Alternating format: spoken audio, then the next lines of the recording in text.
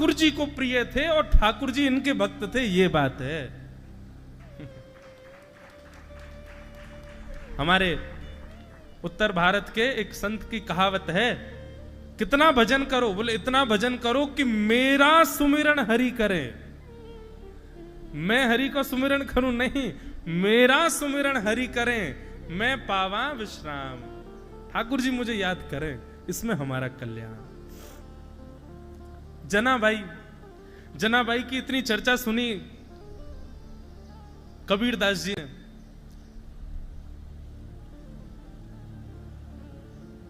भोपाली तो श्री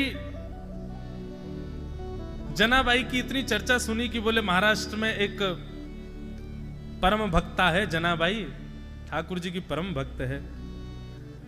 श्री कबीरदास जी उनका दर्शन करने के लिए आए और जैसे ही दर्शन करने के लिए पहुंचे, पूछते पूछते जनाबाई कहाँ है, जनाबाई कहाँ है, उनको प्रणाम करना है। किसी ने मार्ग बता दिया, वहां चले जाओ, उधर बैठी हैं। संभवतः उसी समय क्या देखा, जैसे ही कबीरदास जी का पहुंचना हुआ तो दो आपस में पड़ोसी माताएं एक दूसरे से लड़ रही थीं। मराठी भाषा में लड़ रही थी। अब हमको बोलनी तो आती नहीं, तो बताते कैसे लड़ रही थी। एक दूसरे से लड़ रही थी और किस बात पे लड़ रही थी, गोबर के ऊपले खींच रही थी। एक मैया कह रही थी ये मेरा है, दूसरी कह रही थी ये मेरा है। और भीड़ चारों तरफ खड़े होकर के देख रही थी। कबीरदास जी ने पूछा भैया क्या हो रहा है? बोले लड़ाई हो रही है। लड़ाई हो रही है, अच्छा ये सब छोड़ो, ये बताओ जनाबाई कहाँ है? बोले वो सामने जो कंडा खींच रही है वो जनाबाई तो है। वो जो गोबर का उपला खींच रही हैं और जोर जोर से चढ़ चढ़ के सामने वाली के ऊपर जो चढ़ रही हैं, बार बार मुष्टिक दिखाती हैं। क्या कैसे बोलेंगे मराठी? माझा कंडा।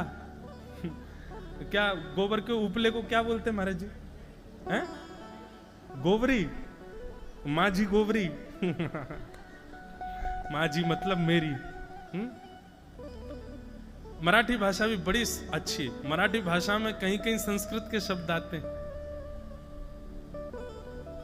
माझे माहेर पंढरी आहे भीवरे तेरे।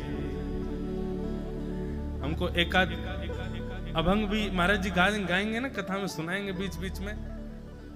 माझे बहन चंद्रभागा तकरे से पाप भंग, माझे माहेर पंढरी आहे भीवरे तेरे। श्री एकनाथ जी महाराज का पद। एकनाथ जी कहते हैं बाप आणी माझे विठ्ठले रखुमाई। एकनाथ जी से किसी ने पूछा आपका परिवार कहाँ है, तो अपने परिवार का वर्णन कर रहे हैं। यहां महाराष्ट्र के भक्तों के भाव इतने सुंदर हैं कि क्या बताएं। एकनाथ जी कहते हैं मेरे माता पिता कौन है? बोले विठ्ठले रखुमाई। विठ्ठल और श्री रुक्मणी जी मेरे माता पिता हैं। और बोले माझी बहन चंद्रभागा, चंद्रभागा मेरी बहन है। बोले कैसी बहन है? बोले जो सबके पापों को दूर करती है, ऐसी चंद्रभागा मेरी बहन है। अच्छा तुम्हारा मायका कहाँ है? बोले माझे माहेर पंढरी, पंढरपुर मेरा मायका है। एका जनार्दनी शरण, एका जनार्दनी शरण, एका जनार्दनी शरण। शेखनाथ जी महाराज ऐसा सुंदर भाव गाते। तो कथा चल रही जनाबाई की। जनाबाई लड़ रही हैं। कबीरदास जी बोले जनाबाई कहाँ है? बोले ये जो कंडा मांग रही हैं, माझी गौरी कहकर के जो खींच रही है यही है जनाबाई। कबीरदास जी बोले राम राम राम राम। इनकी इतनी प्रशंसा सुन के आया था मैं। ऐसी भक्ता, ऐसा नाम गान करती हैं, ठाकुर जी से इतना प्रेम करती हैं, इतना लाड़ लड़ाती हैं, ठाकुर जी का इतना स्मरण, ठाकुर जी इनके संग पल्लू पकड़ करके घूमते हैं। मैंने इतनी प्रशंसा सुनी। बताओ ये तो कैसी विषयासक्त माता है, हैं? गोबर की गोबरी के पीछे लड़ रही हैं, एक कंडे के पीछे लड़ रही हैं। कबीरदास जी के मन में संशय आ गया, ये भक्त कैसे हो सकती है भगवान की? तभी कोई बुद्ध पुरुष गया, उसने जाकर के, कबीरदास जी गए, कबीरदास जी जाकर के बोले, मैया आप इतना भजन करती हो, इतना कीर्तन करती हो, इतनी बुद्धि नहीं आई आप में, बताओ गोबर के कंडे के पीछे लड़ रही हो?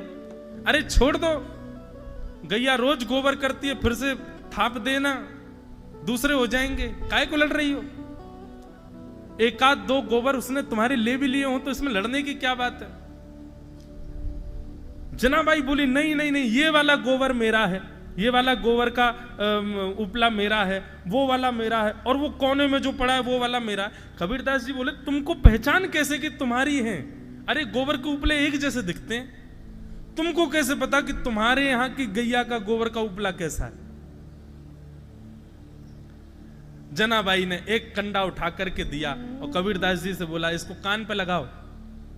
कबीरदास जी ने कान पे लगाया, बोले कुछ सुनाई दिया? बोले नहीं। अब ये मेरा कंडा है, इसको कान पे लगाओ। जनाबाई का कंडा जैसे ही कबीरदास जी ने कान पे लगाया, विठ्ठल विठ्ठल विठ्ठल विठ्ठल विठ्ठल, कंडे में से ही सुंदर ठाकुर जी का नाम गान प्रकट हो रहा था। श्री कबीरदास जी के नेत्र सजल हो गए, चरणों में गिर गए, मां मुझे क्षमा कर दो, मैं आपके रूप को नहीं जान पाया।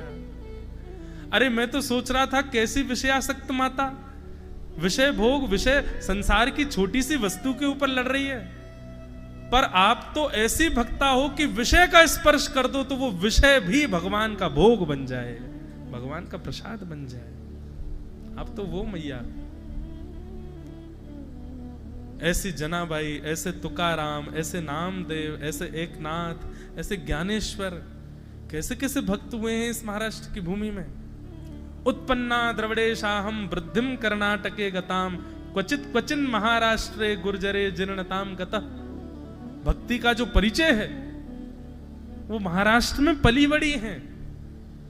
इसीलिए हम भले ही उत्तर भारत से आते हैं, पर इस बात को हम स्वीकार करते हैं कि हमारे उत्तर भारत से कई गुना, कई लाख गुना श्रेष्ठ भक्ति का संचार महाराष्ट्र के वैष्णवों के हृदय में। सबसे बड़ी बात महाराष्ट्र के भक्तों में क्या है? दीन बहुत हैं, सरल हैं, सहज हैं। हमारे यहां भक्ति आती है आडंबर संग लेके आती है, लेकिन भक्ति वही श्रेष्ठ मानो जहां आडंबर ना आता, जहां पर ज्यादा प्रकाशित या प्रभावित होने की इच्छा ना आती हो, जहां पर सहज, सरल और दैन्य भाव आता हो। समझो वो भक्ति परिपूर्ण पुष्ट होके आई है आपके पास, और ऐसी भक्ति महाराष्ट्र के भक्तों में देखने को मिलती। निश्चित माने हम तो यहां दीनता की भिक्षा लेने आए हैं आपसे कि हमको भी थोड़ा दीन बना दो।